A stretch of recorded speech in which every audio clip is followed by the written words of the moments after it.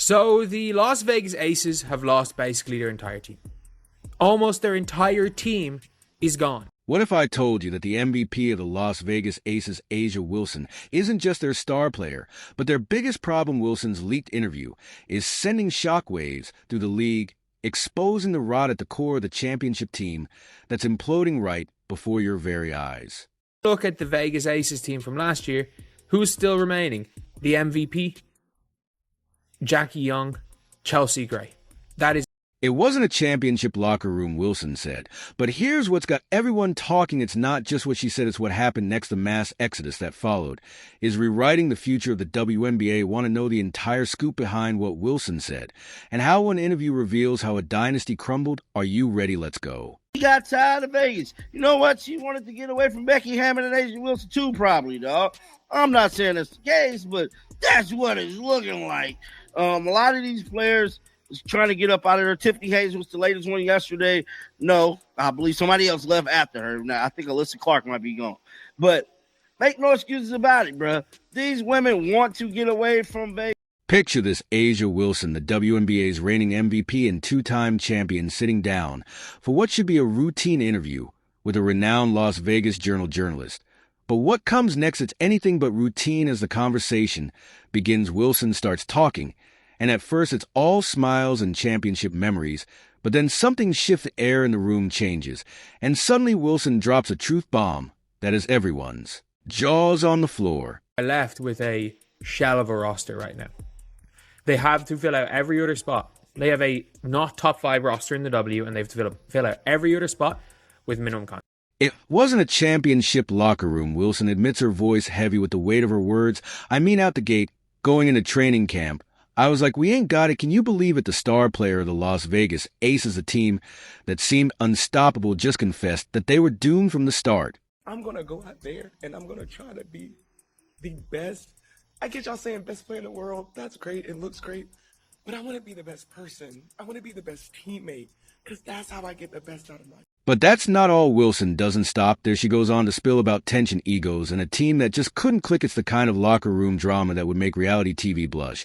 And here's where it gets really juicy. Wilson reveals how she knew they weren't a championship locker room before the season even started. She even talked about how she spoke with fellow stars Jackie Young and Chelsea Gray that the team needs more leadership on and off the floor next season. Talk about calling out your team. I want to be great for you guys. No offense, but I want to be great for my team. I want to be great for this franchise. It is hard as shit. It is hard as shit, because there's tons of people that want to break you down. Great teams in this league that are going to try to come after you every single night. But when it comes to taking accountability, I have no problem in that, because I want to be great. I want to be great for my teammates. So yes, it can start in practice. Yes, it starts in training camp. Yes, it starts in the wins and the losses. But I'm not going to stop.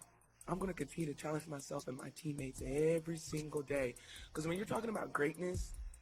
Remembered to Staley, Wilson's college coach. Well, she taught Wilson a valuable lesson about winning teams. According to Wilson, a championship-caliber team should look sound and feel a certain way.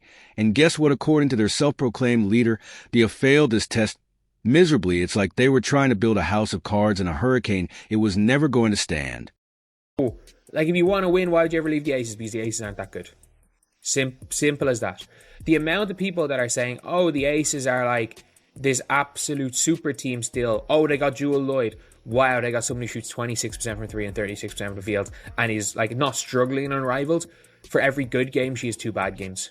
Like, it's as simple as that. For every good Jewel Lloyd game, she has 2 bad games at this stage in her. As the interview continues, Wilson's frustration becomes palpable. She talks about trying to fix things game after game, but nothing worked. I always told myself every game we're going to get there, we're going to check each box, but we didn't. She confesses it's like watching a car crash in slow motion. You know it's going to end badly, but you can't look away. Because I have 11 other women in that locker room that I need to pull greatness out of. So that's where it goes from. If it's talking more, is it trying to fly on the court? Is it being a defensive presence? I'm going to be that every single day for my team, because I want them to be great. Not just for rings and banners, because I know the potential that we have. And speaking of car crashes, let's talk about that semifinals loss to the New York Liberty. Wilson reflects on the team's performance, saying you're constantly just in the moment and thinking about how to get better. And what can you do more to provide for your team? The reality It seems like all that thinking didn't translate into action. The Aces' key players combined for a measly 28 points in that crucial game. Talk about dropping the ball. When it matters most, but wait, there's more Wilson in her. Infinite Wisdom shares her thoughts on addressing issues in the locker room. It's going to get nipped in the bud. When we feel it, she says, "Oh, really, Asia? Because from where we're sitting, it looks like those issues grew into a full-blown force while you were busy feeling them." To get better, we have to really take a sharp look at ourselves, look ourselves in the mirror, see our shortcomings, and then, you got to make the moves necessary, whatever that means, to put the best product that we possibly can. It's not going to be the same group probably next year. It just won't. And I'm sad about that because I really like that group. They were a pain in my ass, but I was a... As the interview winds down, Wilson tries to soften the blow of her brutal honesty. "I love my teammates so much," she says, her voice filled with emotion. But let's be real, after everything she's just revealed, those words ring about as hollow as the AC's trophy case is about to be. The interview ends, but the damage is done. Wilson's words hang in the air, a confession that explains everything that came after the exodus of players, the collapse of a dynasty, the fall of the mighty Aces. It all traces back to this moment, to these revelations that paint a picture of the Aces locker room this entire past season. Hammond, you were right. Congratulations, but did you really think it would be this different, a roster? Wilson's words didn't just hang in the air, they sparked a mass exodus. Remember, when the Aces were the dream team, everyone wanted to join when veterans would take minimum contracts, just to win a ring with Las Vegas. Well, that dream has turned into a nightmare, and now players can't wait to wake up and get out. The Las Vegas Aces are looking a whole lot lighter after some of these trades and free agency signings that have happened. And guys, it's leaving the bench to look a little sparse. The Aces roster, once the envy of the league, is crumbling faster than a sand castle being washed by the wave one by one. Key players are packing their bags and heading for the exits. But why is it just coincidence, or is there more to this story? Let's break it down. It all started with Kate Martin, a fan favorite and promising young player. The Aces left her unprotected in the expansion draft, and faster than you can say jackpot the golden State Valkyries snatched her up. It was a significant loss for the Aces, and fans were left scratching there.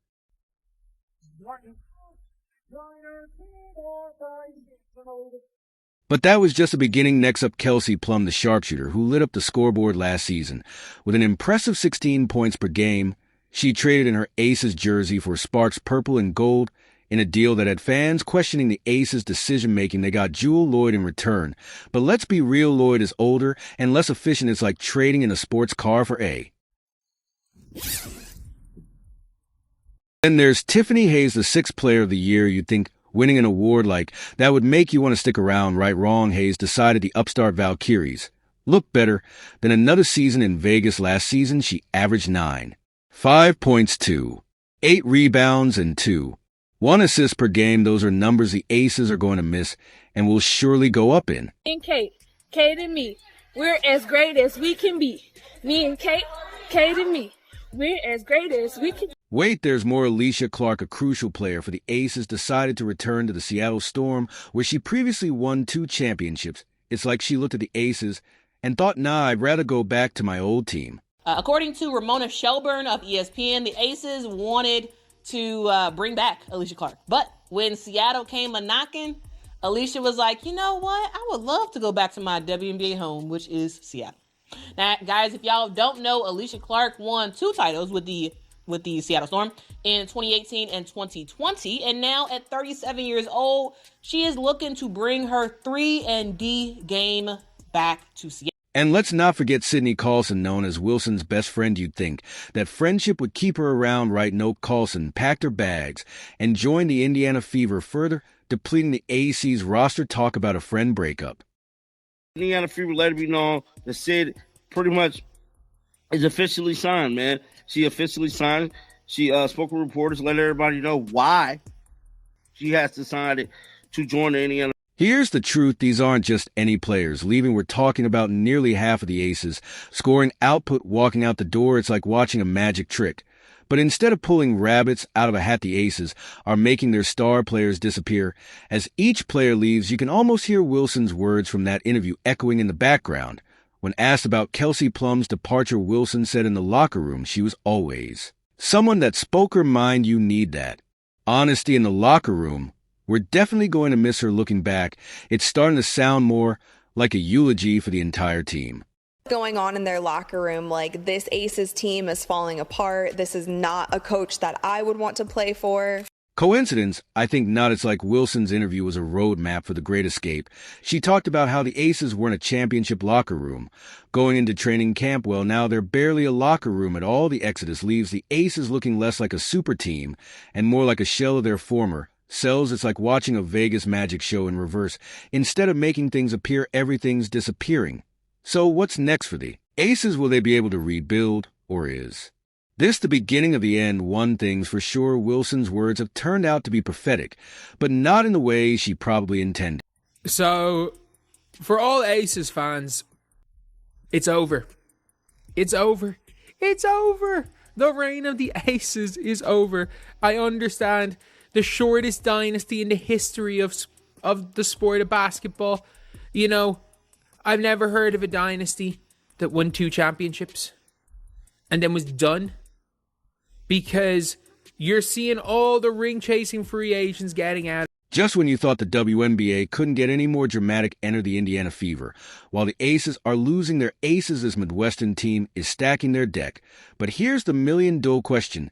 Can you build a championship team in just one off-season? Something about the way she plays the game, her passing, her shooting, that people really identify with. I really feel like we're poised and we're set up for a great, successful next era of. Picture this, the Indiana Fever wants the league's punching bag, suddenly throwing some punches of their own. It's like watching a phoenix rise from the ashes. And let me tell you, it's a sight to behold. First up, they bring back Kelly Koff as team president. This woman isn't just building a team, she's crafting a legacy. Koff knows how to spot talent, nurture it, and turn it into gold.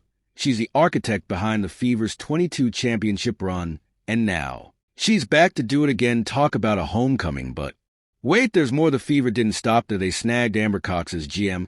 And let me tell you, this move is pure genius. Cox is a WNBA insider with a keen eye for talent. And looking back, hiring her was a masterstroke. She used to be the GM of the Phoenix Mercury in the Dallas Wings and used to be the boss of some of the new Fever hires. We're so bright, and our ultimate goal is to hang another banner in the field house. And our ultimate goal is to come back in here after we win that championship and celebrate again like we did in 20. Now hold on to your seats, because the Fever's next move is a real game changer. They convinced Stephanie White to come back. As head coach, it's like getting the band back together. But this time, they've all had years to perfect their solos. White knows this team. She knows this city. And she knows how to win, having been part of the only championship team in Fever history as assistant coach, and led the team back again to the finals as head coach. It's a match made in basketball heaven. But the Fever weren't done yet. Oh no, they were just getting started. They went on a free agency shopping spree that would make even the most extravagant shopaholic blush. Natasha Howard checked, Anna Bonner, you bet Sophie Cunningham, absolutely Sydney Carlson. Why not? It's like they collecting all-stars like kids collect trading cards. Position where you can add some pieces. Yes, we are. We're definitely in a position, and I would think that if you are a smart basketball player and you watch the way she plays, you would want to play with her. Now hold on to your seats, because the Fever's next move is a real game changer. They convinced Stephanie White to come back. As head coach, it's like getting the band back together. But this time, they've all had years to perfect their solos. White knows this team. She knows this city. And she knows how to win, having been part of the only championship team in Fever history as assistant coach, and led the team back again to the finals as head coach. It's a match made in basketball heaven. But the Fever weren't done yet. Oh no, they were just getting started. They went on a free agency shopping spree that would make even the most extravagant shopaholic blush. Natasha Howard checked, Anna Bonner, you bet Sophie Cunningham, absolutely Sydney Carlson. Why not? It's like they collecting all-stars like kids collect trading cards.